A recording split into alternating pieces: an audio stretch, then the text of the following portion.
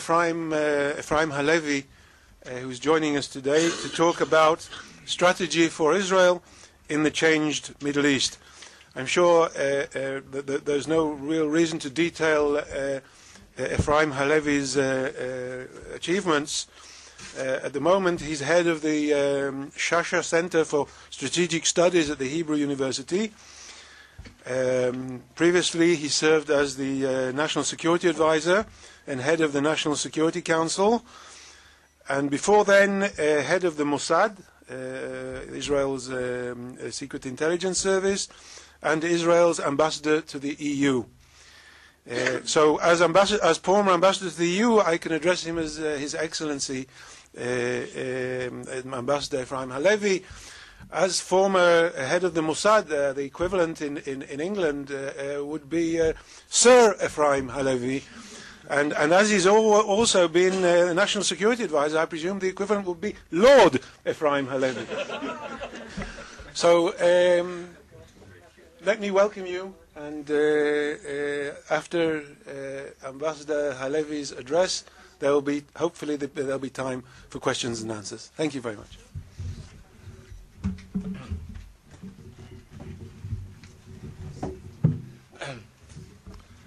Good morning. Thank you very much, Ambassador Baker, Sir Alan Baker, for this very pleasant introduction. I'm very happy that he's chairing this session. I've known him for a long time. I only learned just a couple of minutes ago that he had a contact with the he above us, at least as far as the weather is concerned. And I hope he'll be able to use this contact for other purposes too. It's a local call here. It's an honor and pleasure to be here with you this morning. It's an honor and pleasure to be here with the representatives of so many countries around the world. And without further ado, I will go into some of the aspects of the situation, the way it is at the moment. This is something which usually is the current subject whenever Israelis meet. They say, Ma Matzav, what is the situation?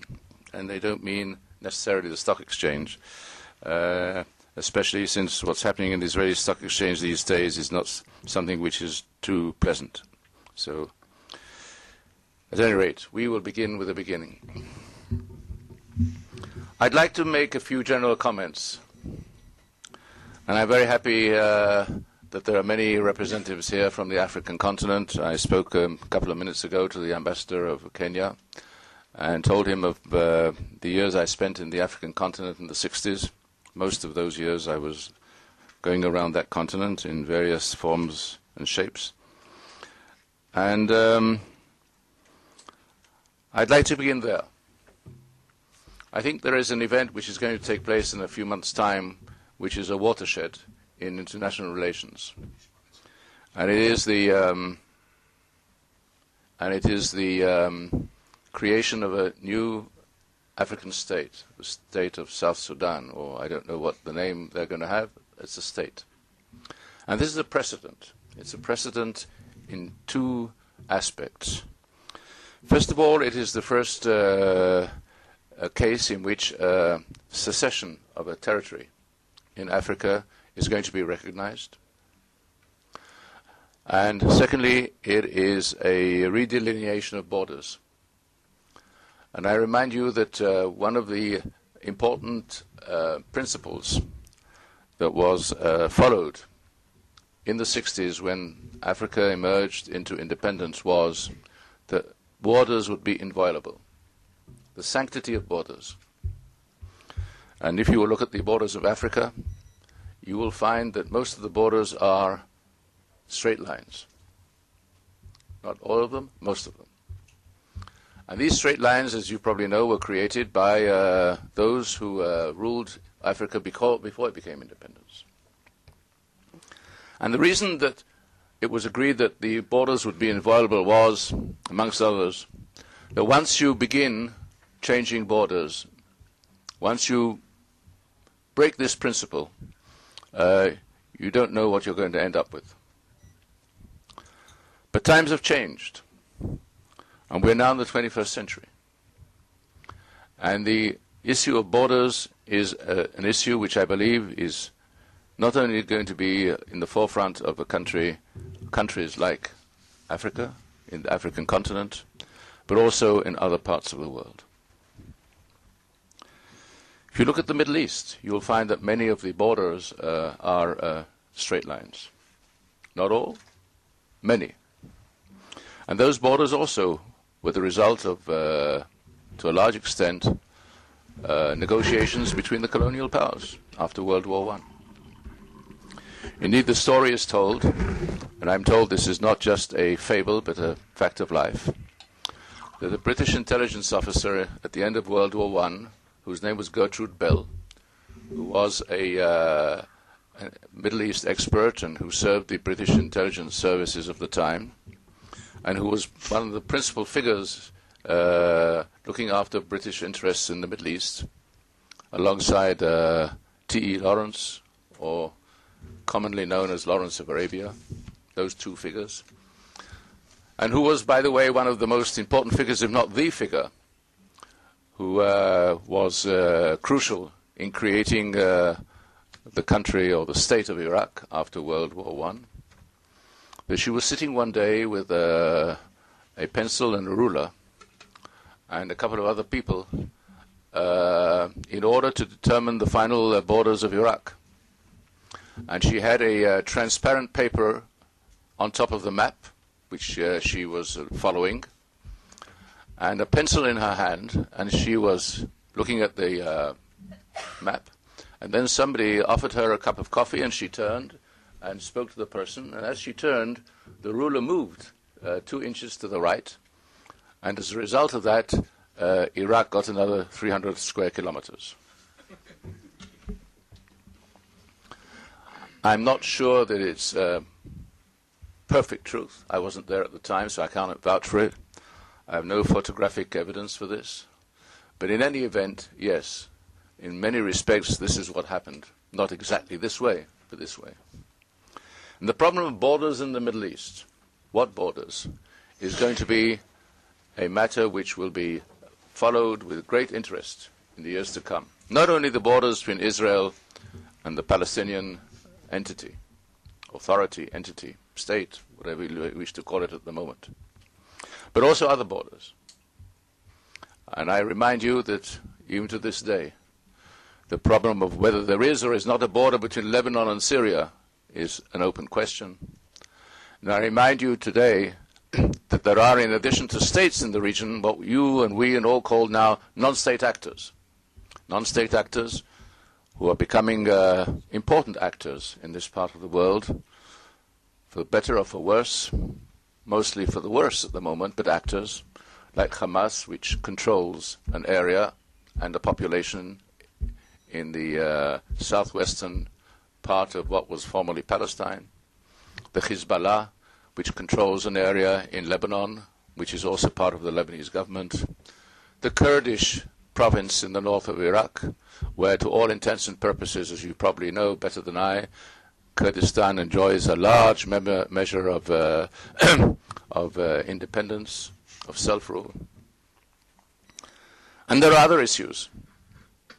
Just a few years ago, Yemen of today, which is one of the centers of interest, was divided into 2 countries and then merged into one. One was the People's Democratic Republic of South Yemen, centered on Aden. The other was the original monarchy of Yemen, which was centered on Sana'a. It is now a unified country. But in the end, as you probably know, as we speak this morning, there is now an attempt to create a national leadership to replace the current outgoing president, Ali Saleh. And the main players in this are the tribes in Yemen. And tribes are still playing a role, just as they play a role in Afghanistan, just as they are playing a role in what was once the northern frontier district of Pakistan. And I could go on and mention other issues. So So we have a very, very volatile and a very, very fluid and flexible world that we are now living in. And now that convulsions have overtaken the broader Middle East, from North Africa going into the heart of the Middle East, and then eastwards, we are facing situations which will have to be dealt with differently than they have been dealt with up to now. And more, finding suitable arrangements for these situations is going to become a major item on the agenda of the powers that be, of the countries that be, of the regions that be, in all that this signifies. I said tribes. Tribes are not only where I mentioned before. Tribes are also tribal presences in countries which are key players in the Middle East. If you go into the peninsula, into the Arabian Peninsula, and you catch somebody and say, tell me, where are you from? He'll say, I'm from Najaf. Oh, Najaf. Well, what else? You said, well, I'm from the Zuberi tribe. What else? He'll say, oh, I'm a Shiite, a Sunnite. But what else? Oh, yes, I'm a Saudi. The national so-called aspect, ingredient in the life of the ordinary man in the Middle East doesn't begin with the state. And this is an issue which has far-reaching consequences. Because in the end, when it comes to the problem of what's going to happen, for instance, in Libya, will it remain a unified state? Or will it split up into Cyrenaica and to Tripolitania? This, to a large extent, will be decided by the tribes. And one of the problems today in the fighting is that, amongst other things, it's a tribal conflict. It is evolved into a tribal conflict.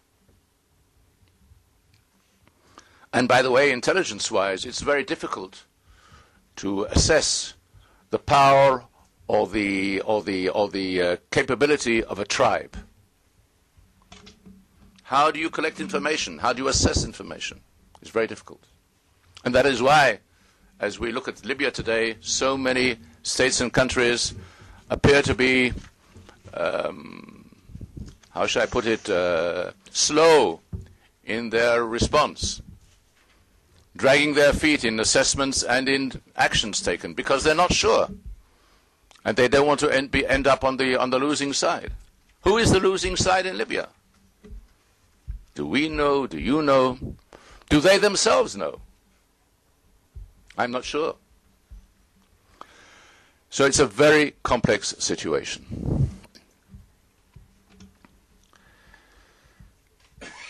In all this, I think what is more and more important, and what is going to become more important, day in, day out, is not the ideology, but the capability. In intelligence, we have two focal subjects we have to deal with: intentions and capabilities.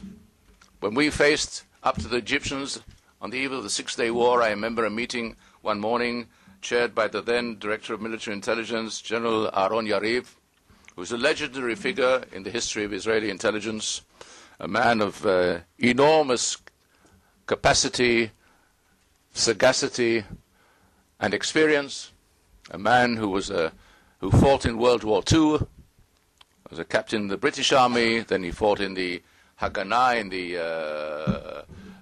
in the army in the making of the Jewish state, and then he had a brilliant career in the Israeli army and ended up as Director of Military Intelligence. He was a brigade commander, he was a divisional commander.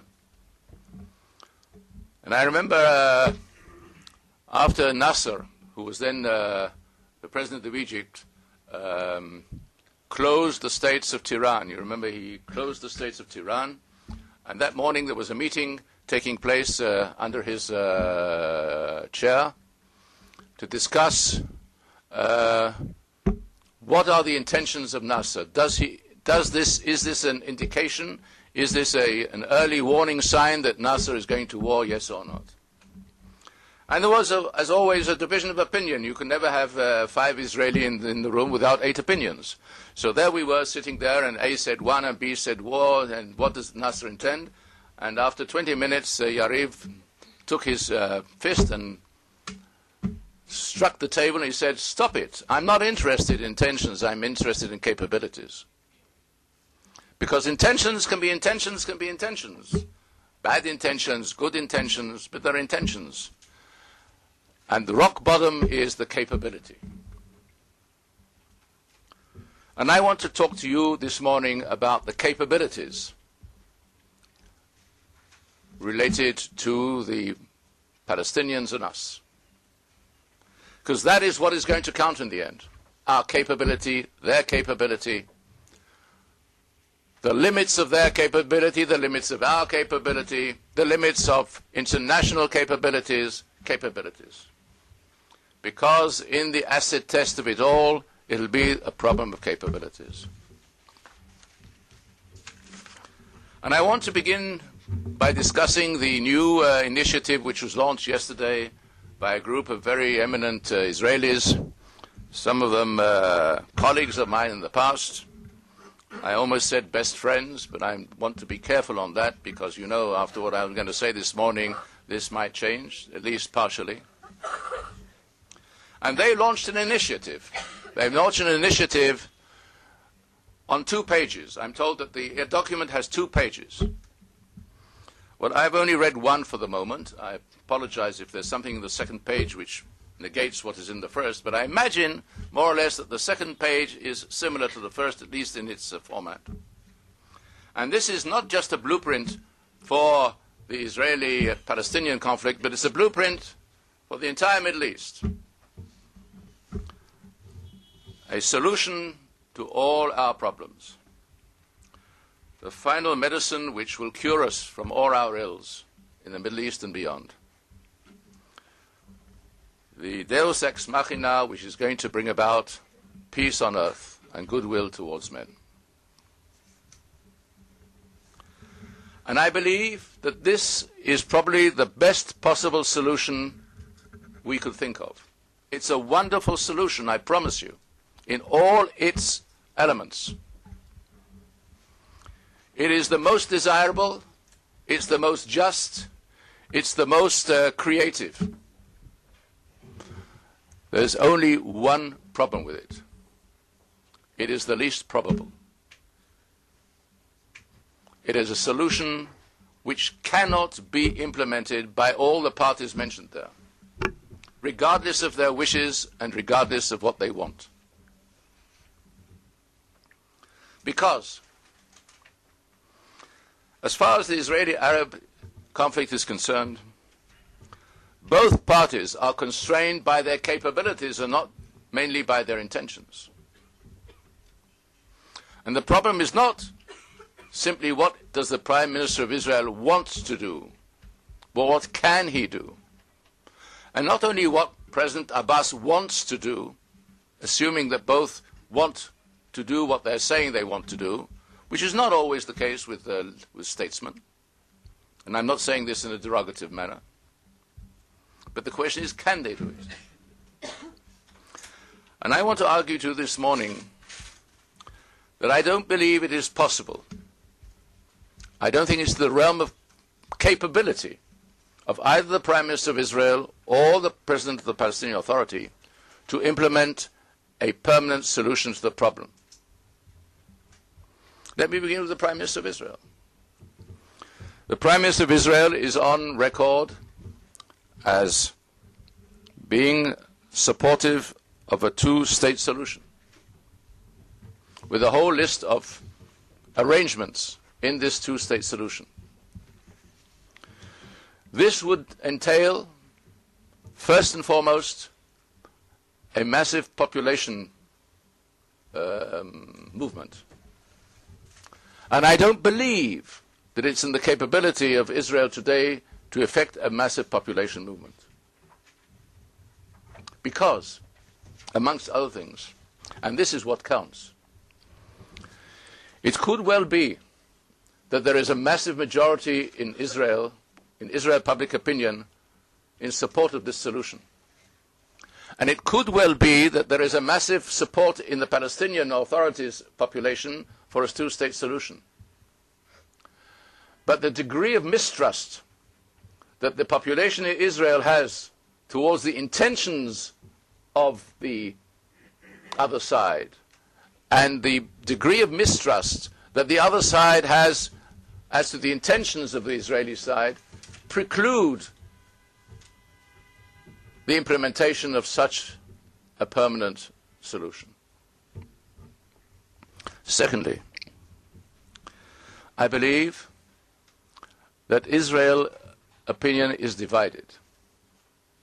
And there is at the moment not the kind of consensus in Israel which is necessary to bring about such a solution. And as far as the Palestinians are concerned, not is there no consensus, but there is no control. There's no central control on the Palestinian side of all the segments of Palestinian society, or of Palestinian territory for that matter. And the fact of the matter is that even if Mahmoud Abbas were to sign a peace agreement, his capability to implement it in Gaza would be questionable, to say the least. Moreover, the time it needs to implement a solution of this kind, the lead time, from the moment you sign the agreement till the final act of implementation, will probably have to be stretched over a large number of years. When I say a large number of years, something between 5 and 10 years, I believe. Assuming that there is a capability and a will on both sides to do this. In the optimistic side, the optimum. Well, in 5 and 10 years' time from now, I don't think that anybody can guarantee that Mr. Netanyahu will be Prime Minister of Israel. He might not. And certainly I don't think anybody can guarantee who will be the leader of Palestine. And we have already had one such experience when we signed the Oslo agreements, which were good or bad, depending on what people think about them. But this was an agreement which was scheduled over a time span of 5 years.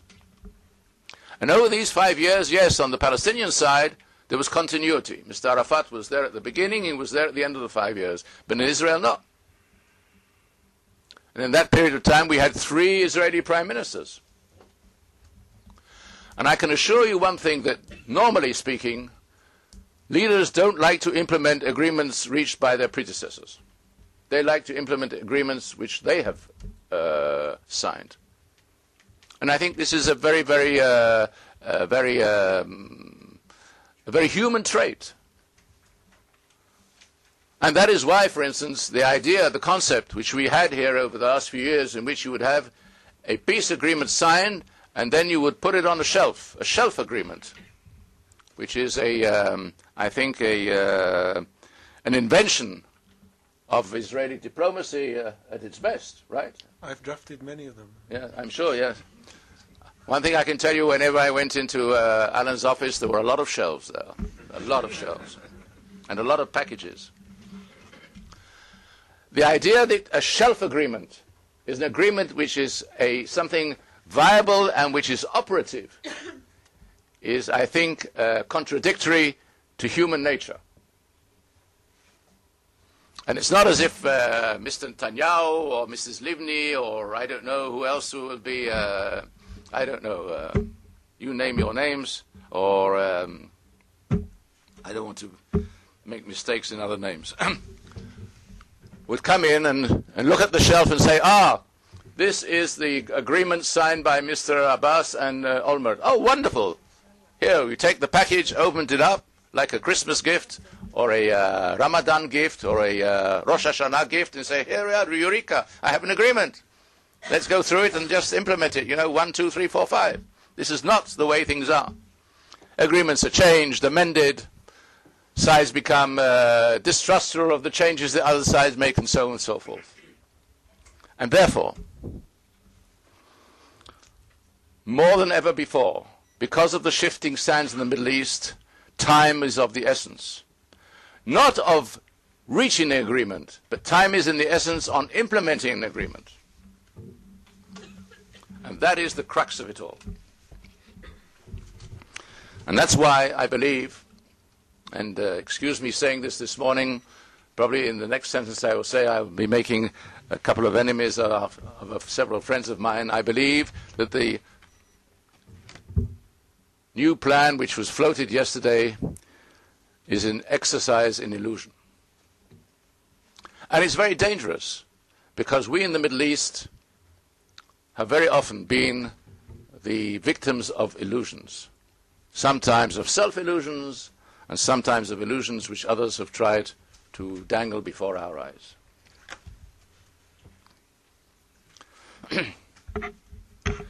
In a study which the center which I head has just been completed and published, of which I have a few copies here, and this morning, as an exception, they are free for you, the public. I normally try and take as much as I can for every copy to cover the costs, but this time we'll do it for free.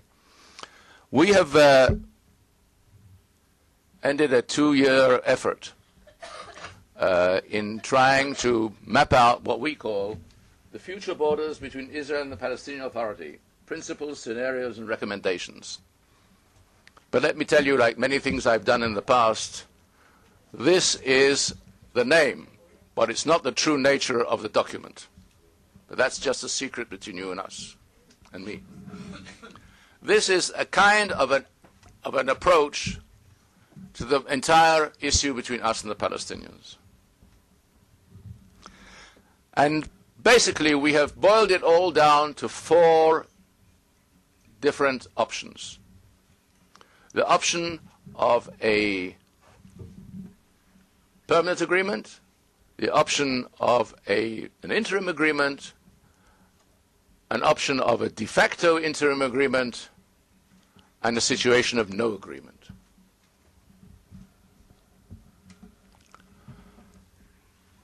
I've spoken about the agreement. We have here all the details of an agreement.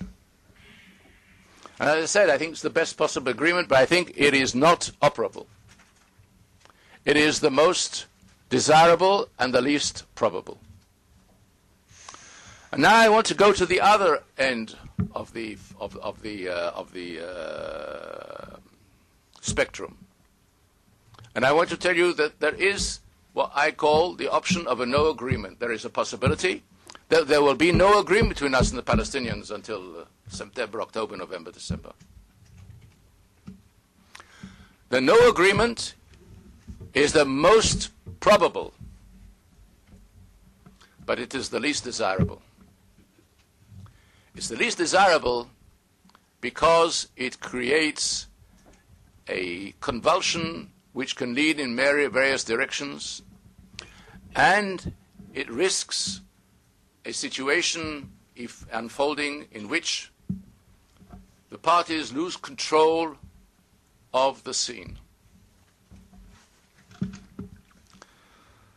I think up to now, one of the things which has been characteristic of what we have done and the other side have done is that over the years, we have maintained control over the major aspects of the developments.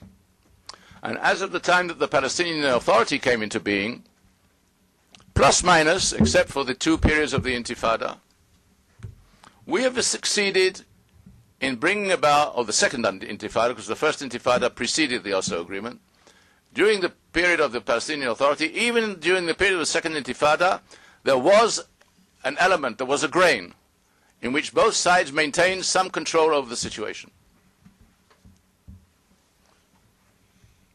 There were exceptions on both sides.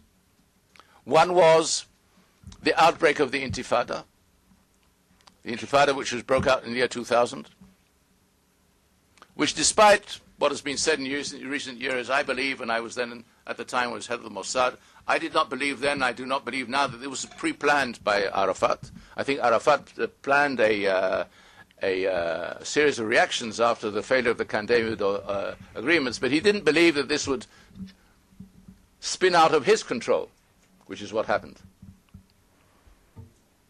And the second was that we faced this Intifada. We overcame the main aspects of the Intifada, but at the crucial point in the middle of the Intifada, two things happened. One was that we essentially broke the back of the Palestinian resistance against us in Operation Chomat Magen, the defensive shield. And the second was, it was almost concurrent, was that the defense establishment in Israel reached the conclusion that for operational reasons, which originally the Prime Minister of Israel, Sharon, did not accept, but came to accept, it was not possible to maintain the necessary level of security in Israel without creating the fence. So two things happened at the same time. They were almost, I'd say, concurrent. And when this happened, two things happened. One was there was a growing realization in the Palestinian Authority that there had to be a change. And they adopted a new constitution in the Palestinian Authority and created a dual leadership, the post of a prime minister, in addition to the president. And the second was that Mr. Sharon decided on the unilateral disengagement from Gaza. But by and large, beyond this, Israel maintained control on its side, and the Palestinians, as far as the West Bank is concerned, maintained the situation on their side. But if you look at it and you analyze this from a deeper aspect later on, that ultimately the Palestinians, in order to be able to do this, had to pay a price.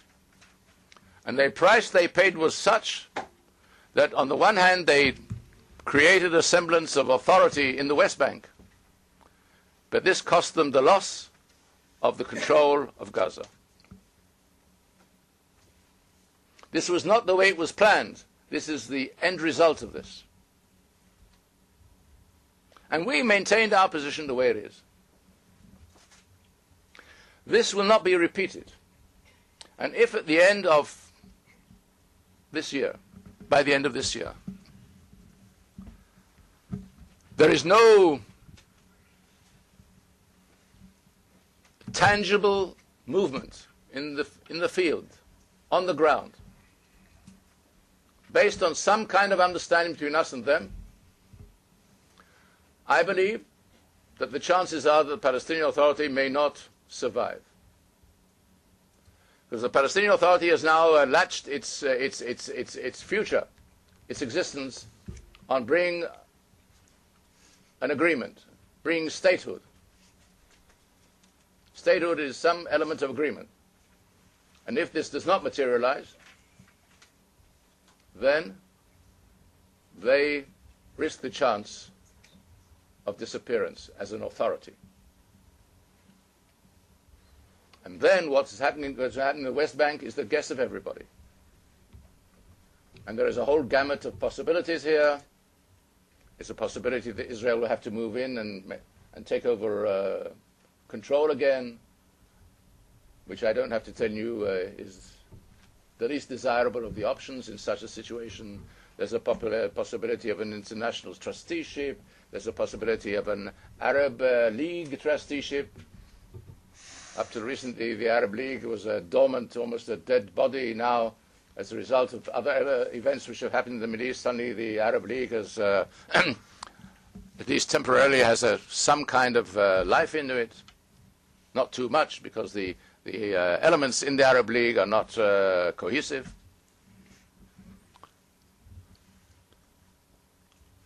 And we might end up with a de facto binational state, which for us I think is something which is very undesirable. And these will be situations which Israel, I think, would prefer not to happen. And therefore, ladies and gentlemen, it is my view that in a situation in which the leaderships of Israel and the Palestinians are faced with the reality that we might be on the verge of a no solution situation or a no solution solution, and in the circumstances which I have described in which a permanent solution is not workable,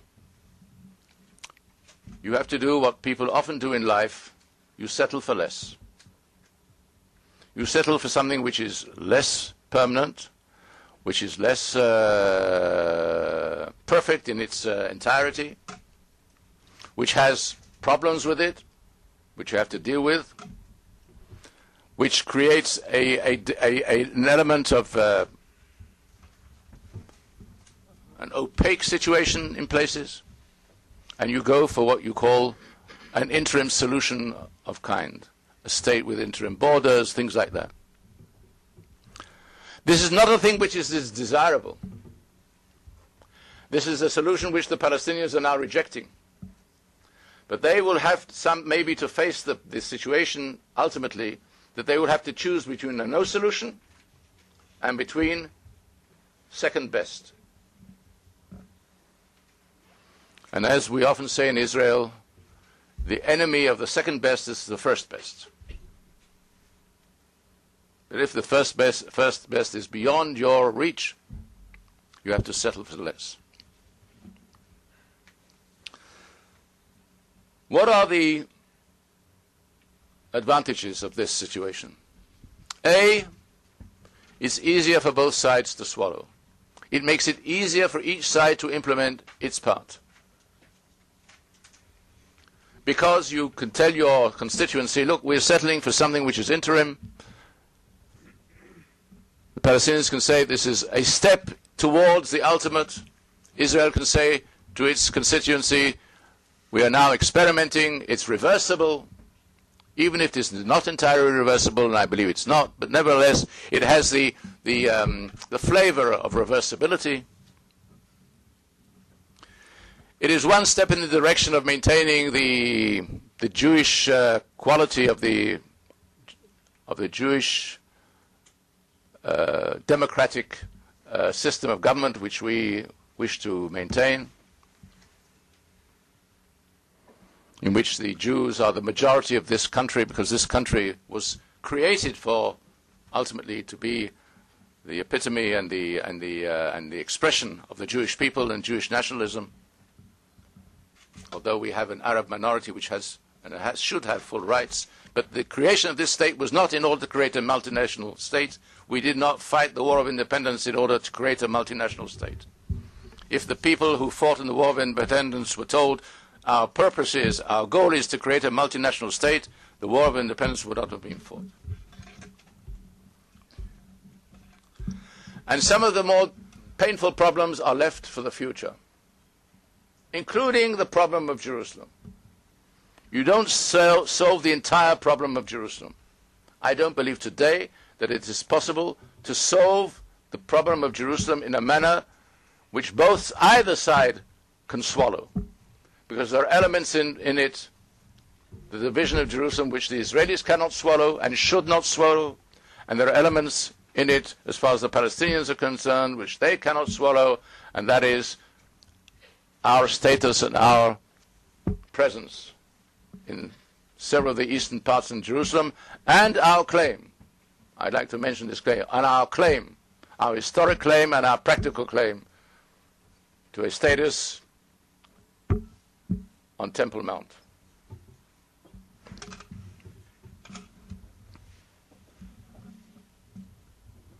I'd like to say something about that.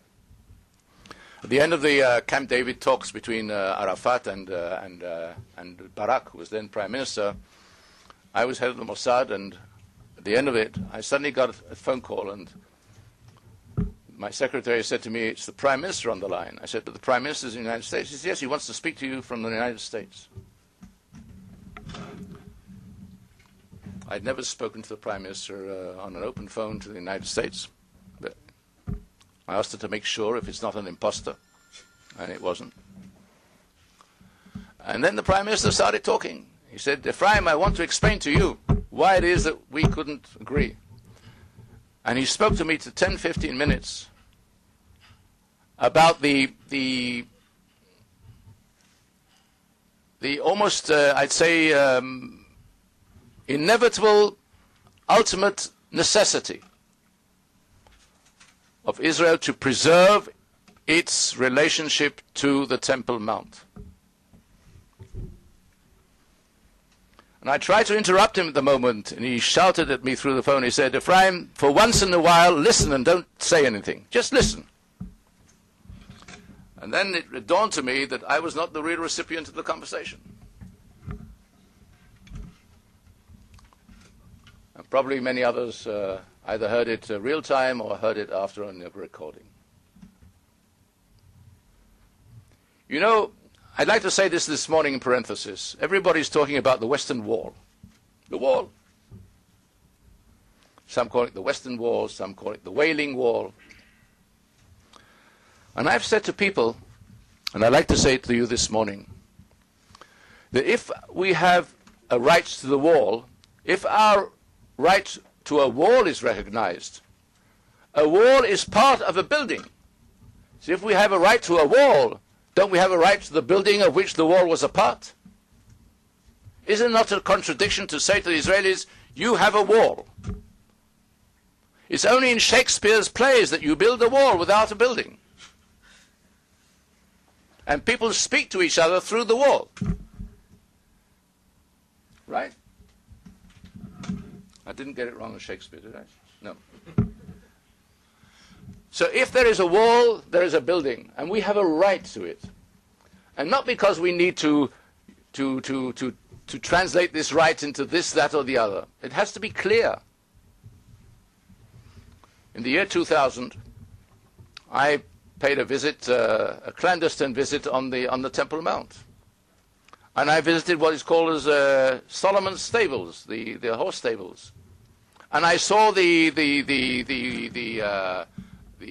columns there, beautiful columns of 2,000 and more than 2,000 years ago. This doesn't exist anymore today. It was destroyed entirely by the Muslims on the Temple Mount, believing that if they destroy the temple, they'll destroy our right. There can only be an ultimate reconciliation between us and the Palestinians if there is a mutual acceptance of our rights. When there's a mutual acceptance of rights, then you can make a reconciliation. I believe we have a right to Jericho. They believe they have a right to Jaffa. I will say to you, you recognize my right, I'll recognize your right, and now let's see how we live together. There cannot be a reconciliation if we must recognize their rights and they don't have to recognize our rights. And since I don't think this is in the cards at the moment, I believe that the only way to get around this is not to go to the ultimate. B, because I believe that if we act rightly, and if the other side gains the wisdom that is necessary, the ultimate way in which we can overcome Iran is not only by military means, but also by creating a viable network of states and actors in the region who will see the Iranians as a threat to them.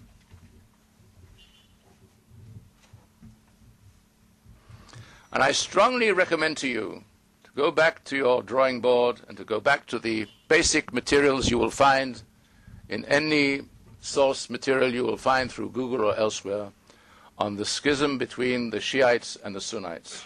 Ladies and gentlemen, this is for real. It's for real.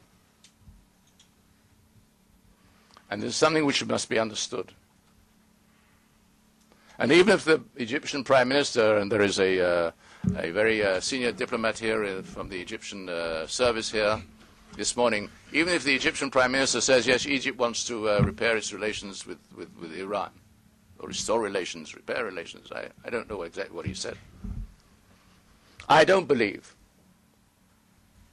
that President Ahmadinejad is going to be a very welcome figure in Cairo. And I don't believe that the Shiite message is a message which the majority of Egyptians are going to like. It's not in the nature of things. And in order for us in Israel to chart a road to the future, what we need to do is to be realistic and use the blocks on the ground. Not what we'd like to be on the ground, but what is on the ground. To play with what we have, play politically, diplomatically, militarily, and so forth. And there are many blocks on the ground today. And not all the blocks have the same color as of 2-3 months ago. And Assad of today is not the Assad of yesterday and the day before. And the others the same. And things are changing. And to a large extent, if you look at it, all the countries are going back to their basics. And there is an element of hope in this.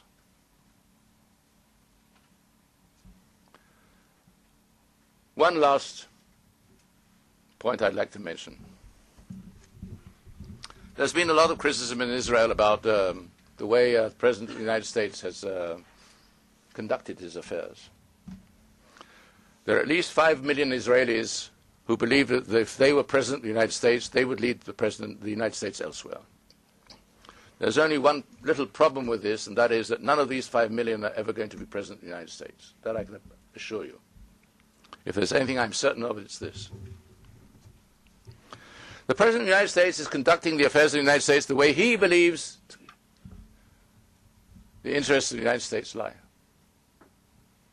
And if you go into the recent writings of Americans, leading Americans in the last few months, they are also grappling with the problems of expediency versus principles, of ideals versus reality. It's a difficult job to try and track something useful. And I believe that one of the things we have to be aware of in the end, that the United States is still the leader of the free world. A world which is maybe a little less free than it was, and the United States which is a little bit less of a leader, but nevertheless. And I believe that we in the free world benefit ultimately from the fact that there is such a power in the world.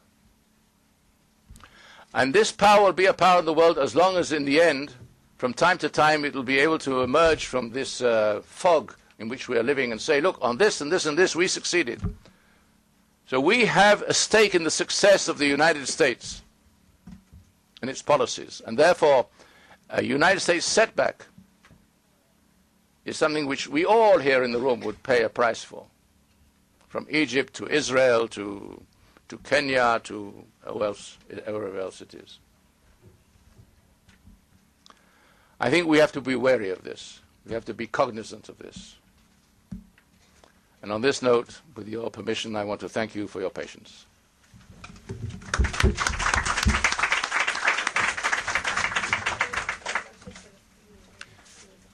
Questions? Yeah. Thank you very much, Mr. Halevy. The Palestinian Authority has been pursuing for some months now, and some argue from 2009, a unilateral strategy as an option. Those comments were not included in your analysis about perhaps gaming out or assessing the trend towards unilateralism and the declared intention of bringing the United Nations in one way or the other to a recognition of a Palestinian sovereign entity on the 67 lines. Can you share with us very briefly your analysis of these next 6 months, which are being called by many analysts an unprecedented tidal wave of assault against Israel's political rights in the diplomacy which Ambassador Baker was so instrumental in determining, and which is currently being violated by this unilateral approach? First of all, let me say that contrary to customary approach in this country, I do not think that we have a real problem of delegitimization. And I believe that the legitimacy of Israel is not in question. And I believe it is a mistake on the part of Israel to adopt the narrative of our enemies or our adversaries and to fight the war, so to speak, the battle on their grounds and in their terms. If they question our legitimacy, I don't want to respond to their claim at all. Because Israel is legitimate from the day that it became an independent state in 1948. And we're legitimate because we were created as a result of a resolution of the United Nations General Assembly on the 29th of November 1947. And because Israel was accepted as the 59th member of the United Nations, now there are almost 200 members, and the majority of the states who are members of the United Nations were accepted as members after Israel was accepted. And therefore we have today a net of a vast majority of the states of the world who maintain relations with us, and diplomatic relations and commercial relations and so forth. And I say, you don't recognize our legitimization, to hell with you. I don't recognize your legitimacy either. And I don't care what you say. If you don't want to talk to us, don't talk to us. Go away. I see no merit in appealing every day to Mr. Abbas to come to Jerusalem to talk to us. You don't want to come? Don't come. You don't want our help? We won't help you. You don't want our cooperation? We won't cooperate. I want to remind you that the first man who got up and said that Israel had committed genocide in the caste-led operation was a man named Mahmoud Abbas.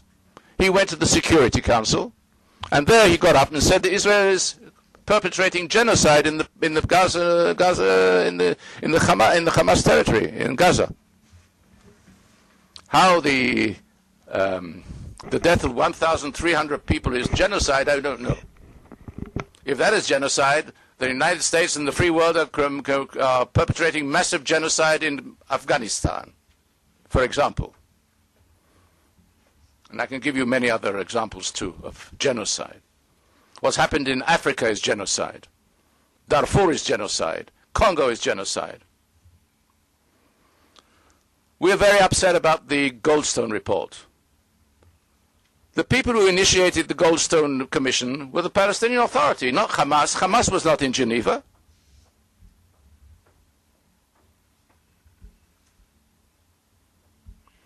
So it's very, very pleasant on the one hand in the morning to say, you know, you are accused of genocide, and in the evening to call up and say, look, if you can do something real to hurt the Hamas, that would be very useful to the political process, to the peace process. It would be very helpful if you were to help us to round up all the Hamas operatives in the West Bank.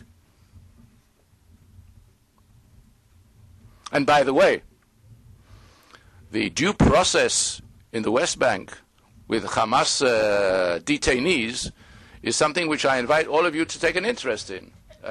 You're probably interested in what's happening in Israeli jails with Hamas prisoners. Go to the West Bank. Ask to visit the jails in Jenin and in Nablus. Meet the Hamas detainees there and ask how they're being treated. If you have a problem with the way Israeli military courts are trying Hamas operatives, go to the Palestinian courts. Try and find some records. Try and find some evidence of a judgment of a Palestinian judge on an issue. Try. If you find it, please call up and tell me, and I'll give you my visit cards, because this for me will be a great revelation. So let us be clear about what we're talking about.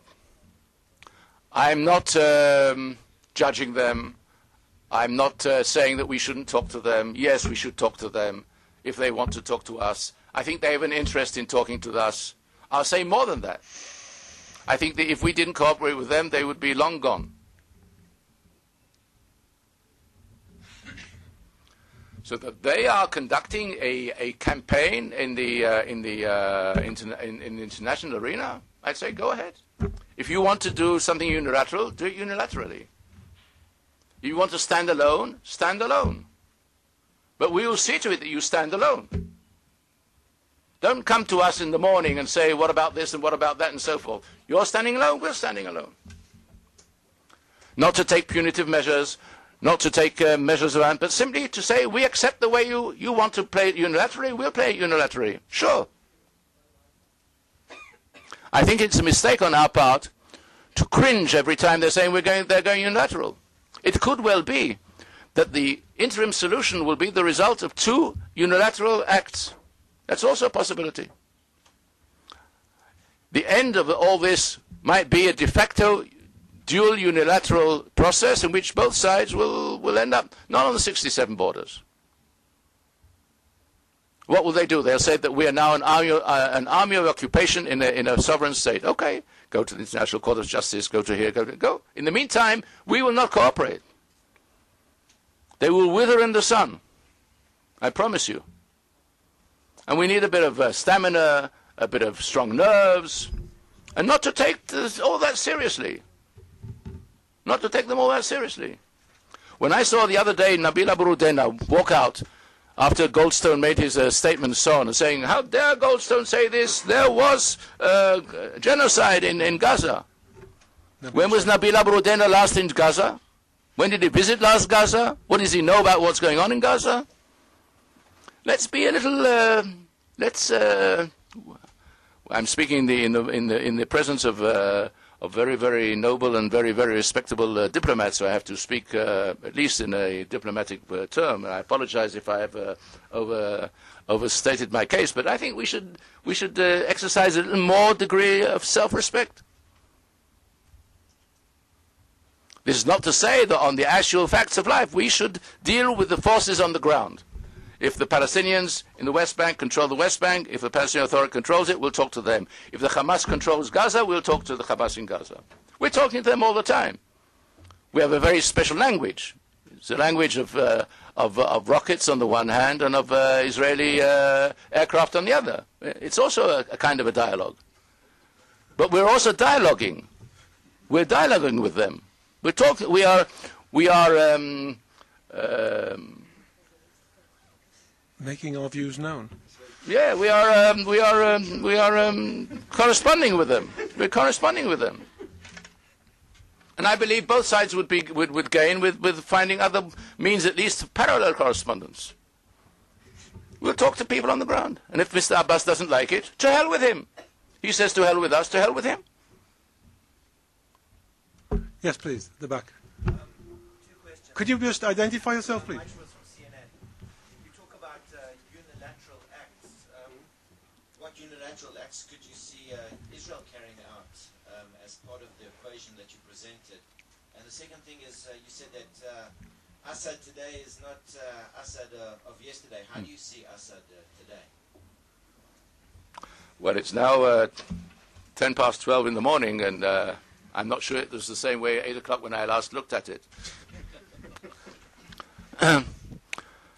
I'll answer your second question first. I think nobody knows yet what the outcome will be in Syria. And all I can say is that as far as Israel is concerned, I believe that the interest of Israel should be that there should be on the other side of the current Israeli Syrian divide line, demarcation line, it's not a border. On the other side of this line there should be a viable leadership with which we can deal. And if the Syrians decide one way or another it'll be Assad, then we'll do it with Assad. If it's somebody else, we'll try to do it with somebody else. It's for them to decide who they want to be. Ultimately, we should not support either side.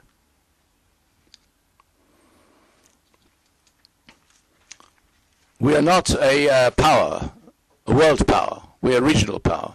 And we leave the judgmental side to the United States of America to expound every day or two what they think is right or wrong to be done in the world, for better or for worse. And sometimes it's heated, sometimes less heated. Unilateral acts on the part of Israel. I think that in a certain situation, Israel would probably, how should I say, leave part of the territories which is now it's controlling in the West Bank. How much, what? I've not sat down to work it out. I think it would be necessary to communicate to the other side by the way of our action that for us a unilateral act, and if they do a unilateral act, it will not be identical, but we will also move. And a lot of what happens in the future will depend on whether they move as well, in terms of their practical behavior. We should judge each other by our actions and not by our announcements and by our political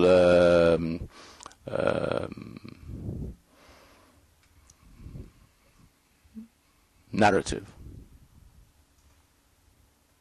You know, sometimes in history, leaders have said something which is exactly contrary to what they've done.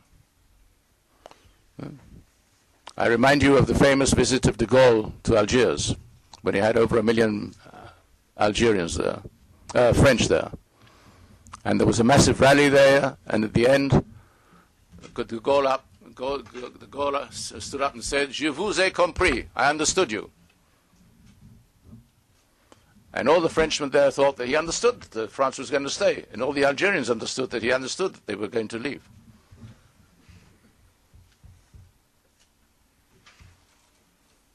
I think it was Kissinger who said that you have to have a degree of constructive ambiguity. Yeah. Yeah, constructive ambiguity. It's a tool of diplomacy. I think we should also use it more often. Very useful at times, especially in this situation in which you really don't know who you're going to bed with and who you'll find next to you in the following morning. Yes, please. If I recollect correctly, in your book, Could you just identify yourself?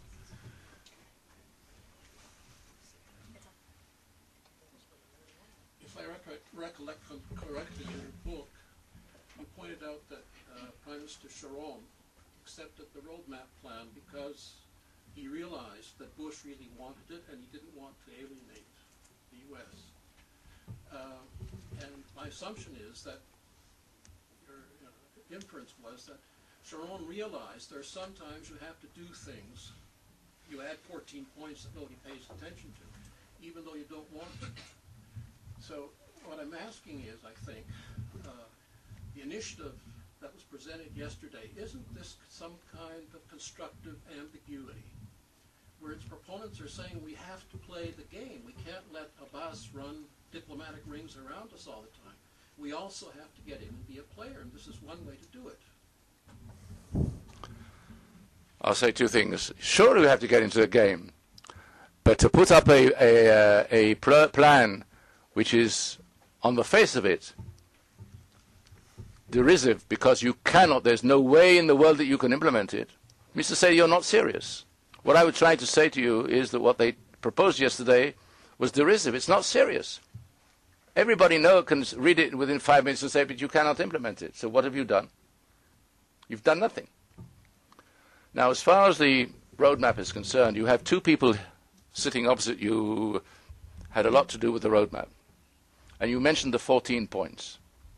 Let me tell you that when the 14 points, which were the 14 reservations that Israel had in the roadmap, were drawn up, it was after the United States told Israel, after the Second Iraqi War in 2003, this is now the roadmap, take it or leave it. And by the way, you have no option, you cannot leave it. Okay? And with that, the famous emissary of Mr. Sharon came back to the cabinet, and I remember the meeting in the morning. Were you there as well? It took, I think, 8 or 9 or 10 hours, and he reported, and he also said something about Israel's reservations. And then one of the ministers got up and said, I'd like to know what was the American reaction. And he said, he looked at the Prime Minister looked at him, and he said, I'm not at liberty to tell you what the American reaction was. So everybody got very upset in the cabinet room, and the Second Minister was very irritated about this. He said, well, I spoke about this to Miss Rice, Condoleezza Rice. She was then the National Security Advisor of the Prime Minister, and her body language was very, very positive. And the cabinet said, oh, well, if the body language was positive, that's fine, you see. And then they drew up the 14 points in Hebrew. And somebody translated them into English. And some of those 14 points in English were totally illegible. They were totally... So the legal advisor of the Ministry of Foreign Affairs, Ambassador Baker, took the trouble and he sat down and he corrected these 14 points. I got into a lot of trouble. Because people said, what the hell are you doing? And they took what he said, and I don't want to say that they literally threw it into the dustbin, but practically yes. I have preserved it at home as a memento. These 14 points with his comments and so forth. Now they sent this paper, which contained at least three or four sections which were absolutely, totally gibberish. Total gibberish. And they sent them to Washington.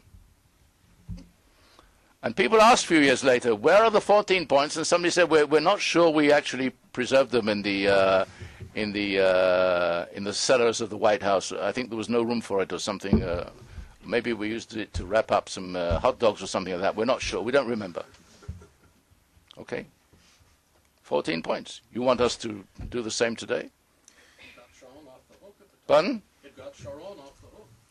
Which hook? That's the question. Which one of them? Which one of the hooks? Yes, please. I would like to ask you, how do you think Israel should approach the due Palestinian maneuver in September in the United Nations? In a cool and collected manner. Israel should say, as far as we're concerned, we don't mind what you do. Do what you want. We're not asking the United States to do anything. We're not asking anything. As far as we're concerned, we don't care. But there are no ramifications for such... Yes. The more ramifications if we engage in this, knowing what the end result is inevitable. As far as we're concerned, we should say that this is a process which we believe is illegitimate. There's no legitimacy. We should use the word legitimacy when it's to our... This is illegitimate, and we will not be a party to it. And as far as we're concerned, do what you want. You can all vote for it if you want. Okay? And then Mr. Abbas will say, okay, now we want to talk. We say, no. We're not going to talk to you. Ephraim, permit me just to add just one sentence here that I recommend that everybody here read a paper that went out from this center 2 days ago on the Palestinian UN gamble, ill-conceived and ill-advised, written by somebody very knowledgeable.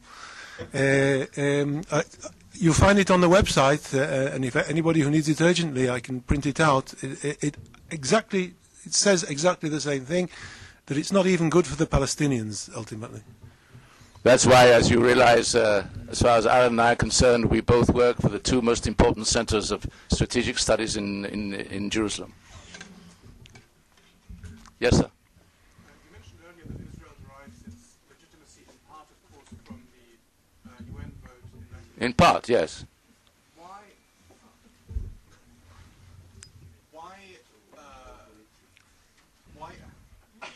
reject a vote in the UN General Assembly that recognizes a Palestinian state? We won't reject it. We won't reject it. We simply will not respond to it. We won't reject it.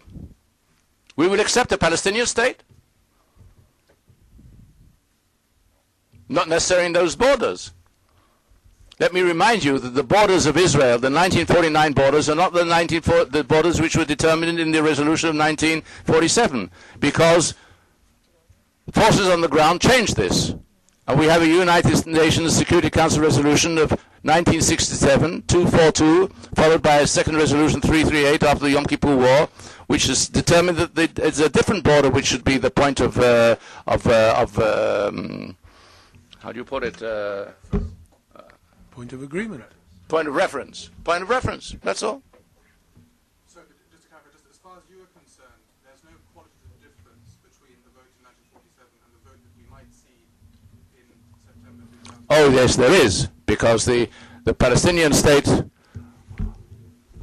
was created in 1947. We'll say it's an affirmation of it. We're very glad that the Palestinians, after 60-something years, have decided to implement the resolution of 1947, and they've reworded it. That's all. That's very nice. Welcome to the club, 60-odd years later. But as far as the border is concerned, we go by the United Nations Security Council resolution.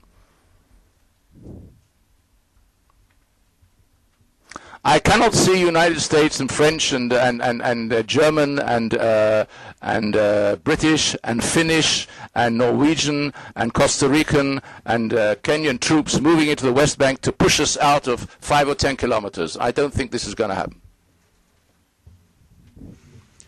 Any more questions? Okay. Yes, sir. Oh, wait a second. Yes.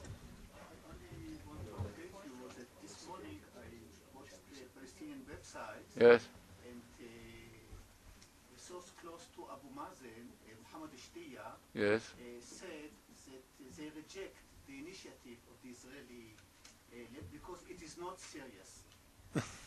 Great minds think alike. Well, I agree with them. Yeah, I agree with them. Yes, yes.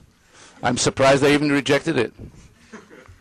It isn't serious. It is not serious. You know, not always do the Palestinians say the wrong things. From time to time, you know, not too often, not often enough.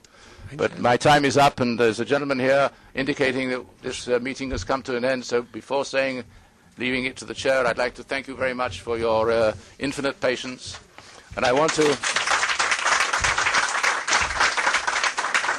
And I'd like to, just to emphasize that I'm not a spokesman here of the government of Israel today, as you probably have realized. And although I support the government of Israel as a loyal citizen of the country, and for 46 years I was a very, very obedient civil servant, and I value my freedom now. Thank you.